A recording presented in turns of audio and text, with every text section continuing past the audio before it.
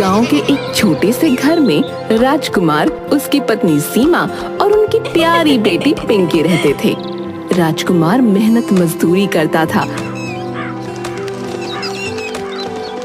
और सीमा घर का काम संभालती थी। वो लोग बहुत गरीब थे। सुबह का समय था और सीमा चूल्हे पर रोटियां बना रही थी और राजकुमार रोटियां खाते हुए तैयार हो रहा था। ए जी, आज जल्दी लौटना, आज पिंकी की तबीयत सही नहीं है। हाँ सीमा, मैं जल्दी आने की कोशिश करूंगा। राजकुमार ने अपना झोला उठाया और दरवाजे की तरफ बढ़ गया। जैसे ही उसने घर से कदम बाहर रखा, पिंकी ने धीरे से कहा, पापा जल्दी आना। हाँ बेटा, मैं जल्दी आऊंगा, तू फिक्र मत कर। राजकुमार पिंकी को दिलासा देकर काम पर चला गया।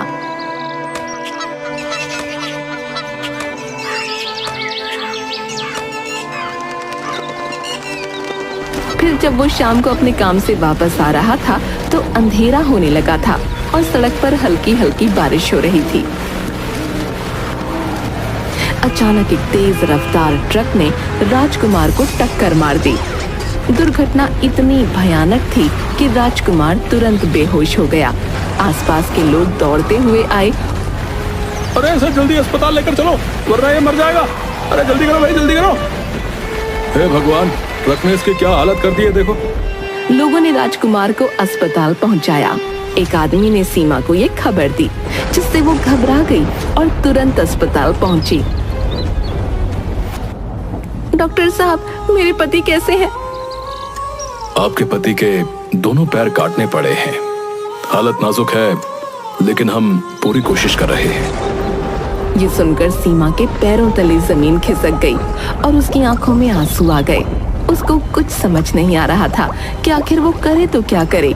अगले दिन राजकुमार को होश आया।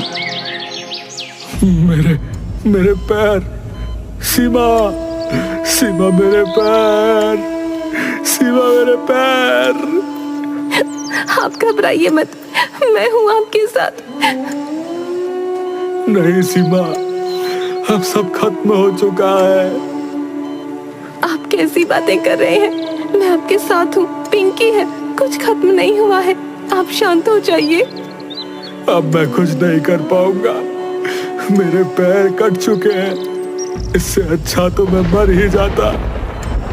भगवान पर भरोसा रखिए, सब ठीक हो जाएगा। बुरा समय आता है तो अच्छा भी आता है। हमारा अच्छा समय जरूर आएगा। लेकिन मैं तो बेकार हो गया हूं ना, मेरा भला क्या अच्छा समय आएगा। सीमा बहुत देर तक राजकुमार को समझाती रही। राजकुमार पूरी तरह से हार मान चुका था और सारी उम्मीदें खो बैठा था। लेकिन फिर सीमा उसे पिंकी का वास्ता देकर समझाती है तो वो कुछ शांत हो जाता है। फिर सीमा जैसे तैसे उसे घर वापस लेकर आती है।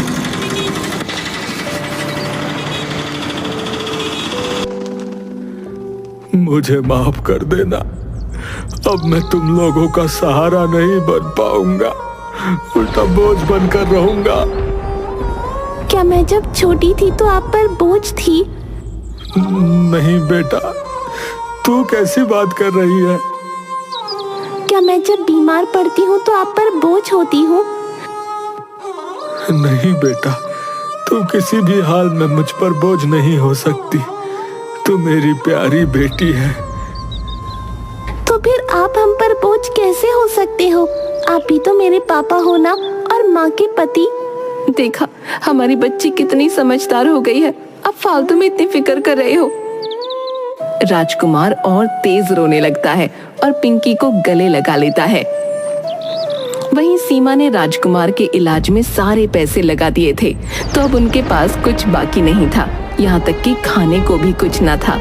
वो बाहर निकलती है और लोगों से खाने को मांगती है।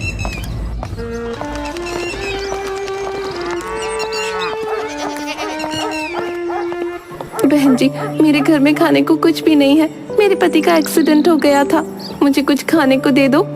अरे मेरे पास कुछ नहीं है, आगे बढ़ो। मेरे पास तो आना भी मत, आगे बढ़ो आगे।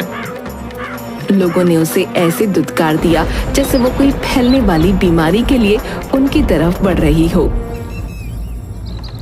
कोई भी मेरी मदद नहीं कर रहा, अब मैं क्या करूं? अपने पति और बच्ची को क्या खिलाऊं? हे भगवान, मुझे कोई रास्ता दिखा। तभी उसकी नजर अपने हाथ की अंगूठी पर जाती है। गहनों के नाम पर आखिरी यही अंगूठी बची है, इसको भी बेच ही देती हूँ। जब जिंदगी ही नहीं रहेगी तो सोने का क्या करूंगी? सीमा अपनी सोने की अंगूठी बेच देती है और उन लोगों के लिए राजमा चावल लेकर आती है।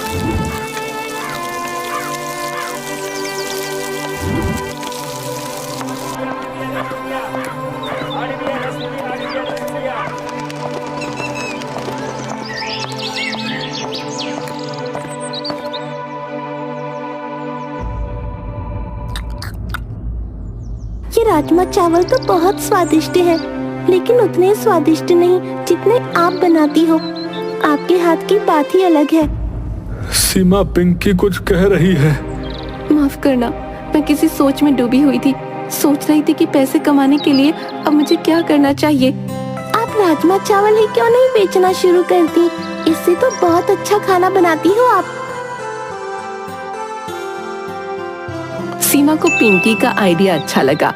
अंगूठी बेचकर आए पैसों से ही वो एक ठेला खरीदती है और राजमा चावल बेचना शुरू कर देती है। लेकिन पहले दिन उसके राजमा चावल कोई नहीं खरीदता।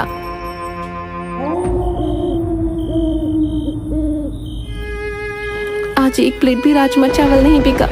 लगता है मैंने गलती कर दी राजमा चावल बेचने का फैसला करके। नहीं माँ, ऐसा नहीं है। आप चिंता मत करो, मैं आपको एक आइडिया देती हूँ। क्या आइडिया बेटा? आप शुरुआत में राजमा चावल सिर्फ 10 रुपए की प्लेट में बेचो। इससे लोग आकर्षित होकर जरूर खरीदेंगे। लेकिन 10 रुपए में क्या फायदा होगा? फायदा ये होगा कि लोगों को जब आपके राजमा चावल का स्वाद मिलेगा तो वो उसके दीवाने हो जाएंगे, फिर वो बार बार आएंगे। शुरुआत में ग्राहक बनाना ज्यादा जरूरी होता है। मेरी बच्ची कितनी समझदार है। सही कहा तूने, ये तो मैंने कभी सोचा ही नहीं। तो चलो बेटा, कल से हम 10 रुपए की प्लेट में राजमा चावल बेचेंगे। हाँ माँ, भगवान ने चाहा तो देखना सब ठीक हो जाएगा। अगले दिन सीमा 10 रुपए के राजमा चावल बेचने लगती है। लोग आकर्षित होकर उसके ठेले पर आते हैं और खरीदने लगते हैं।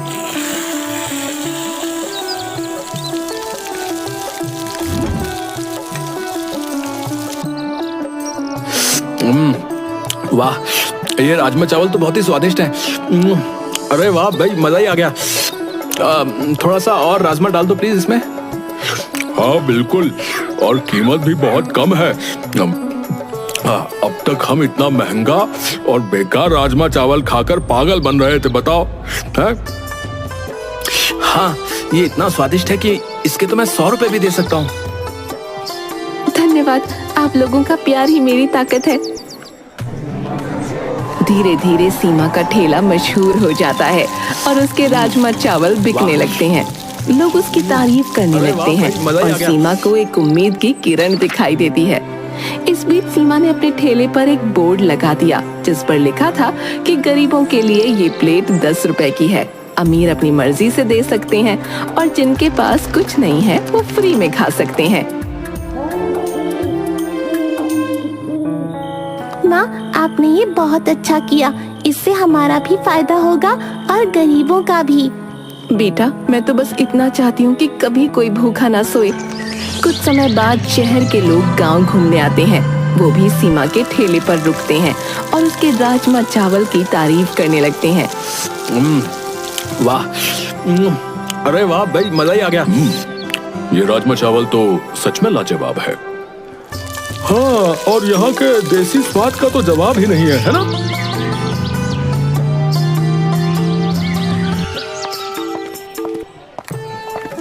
तभी एक शहरी लड़की ठेले पर आती है और राजमा चावल खाकर कहती है, आंटी, आपके राजमा चावल तो बहुत टेस्टी हैं। मैं अपने पापा को भी यहाँ लेकर आऊंगी।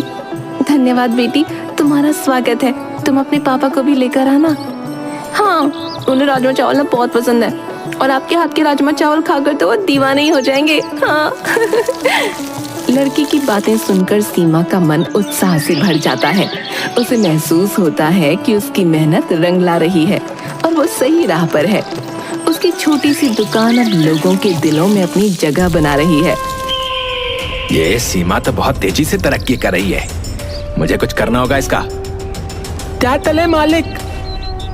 अफवाह फैलाओ कि सीमा खाने में मिलावट करती है।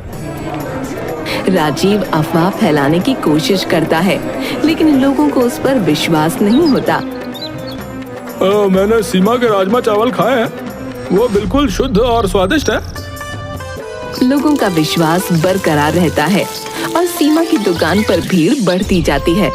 इससे राजीव को और ज्यादा गुस्सा आ जाता है और वो सीमा की दुकान बंद कराने के नए नए पैंतरे सोचने लगता है।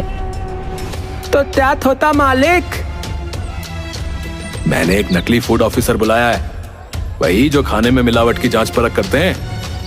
वो आकर जब ये बात कहेगा तो सब लोग मान लेंगे।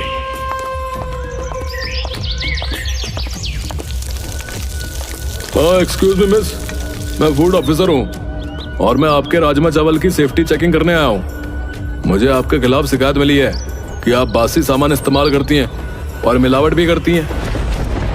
ये सरासर झूठ है, आप खुद चेक कर ले, आपको पता चल जाएगा। वो तो राजीव का बुलाया हुआ झूठा फूड ऑफिसर था, तो वो राजमा चावल में कमी निकाल ही देता है। सब सीमा को बुरा भला कहने लगते हैं। तभी वही लड़की अपने पिता के साथ वहाँ आती है। उसके पिता डिस्ट्रिक्ट मजिस्ट्रेट डीएम होते हैं। पापा, यही है वो जिनके राजमा चावल की मैंने आपसे तारीफ की थी। अच्छा, चलो चलते हैं। डीएम सीमा के ठेले पर पहुंचते हैं और उन्हें पूरा मुद्दा पता चलता है। तब वो कहते हैं, आप फूड ऑफिसर हैं, अपनी आईडी दिखाइए। मेरे पास अभी आईडी नहीं है। आईडी नहीं है मतलब तुम नकली फूड ऑफिसर बनकर आए हो। इसे गिरफ्तार कर लो। लेकिन इसमें सिर्फ मेरी गलती नहीं है। राजीव ने मुझे यहाँ भेजा था, वही चाहता था कि सीमा की दुकान बंद हो जाए। राजीव का नाम सुनकर डीएम और भी सख्त हो जाते हैं। वो पुलिस कर्मियों को आदेश देते हैं, राजीव को भी तुरंत गिरफ्तार करो और इसकी पूरी जांच करो। नहीं, मुझे माफ कर दो साहब, मुझे माफ कर दो। तुम किसी की जिंदगी बर्बाद करने चले थे और अब माफी मांग रहे हो। राजीव को भी गिरफ्तार कर लिया जाता है। सीमा की सच्चाई जानकर लोग उसकी तारीफ करते हैं और माफी भी मांगते हैं। हमें माफ कर दो सीमा, हम गलतफहमी में आ गए थे। हाँ, हम जानते थे कि तुमने कभी मिलावट नहीं की होगी। सीमा की आंखों में आंसू आ जाते हैं, लेकिन ये आंसू खुशी के थे।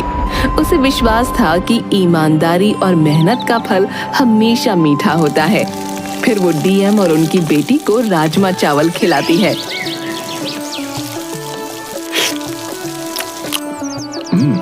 तुम सही कह रही थी बेटी, ऐसे राजमा चावल तो आज तक मैंने कभी नहीं खाए। और वो पगला नकली फूड ऑफिसर कह रहा था कि इसमें मिलावट है। इसीलिए तो मैं आपको यहाँ लेकर आई हूँ पापा। आपको नहीं लगता कि ऐसे राजमा चावल हमारे शहर में बिकने चाहिए? हाँ बिल्कुल, और सबसे अच्छी बात तो इनकी ये है कि ये गरीबों को सिर्फ 10 रुपए में राजमा चावल खिलाती हैं। और जिनके पास कोई पैसा नहीं उनको फ्री में। क्या आप हमारे साथ शहर शिफ्ट होना चाहेंगी? सीमा डीएम का ये ऑफर सुन के बहुत खुश होती है और उसे स्वीकार कर लेती है। उसके बाद सीमा, राजकुमार और पिंकी शहर शिफ्ट हो जाते हैं। सीमा वहीं अपना काम करती है और राजकुमार नकली पैरों की मदद से फिर से चलने लायक हो जाता है।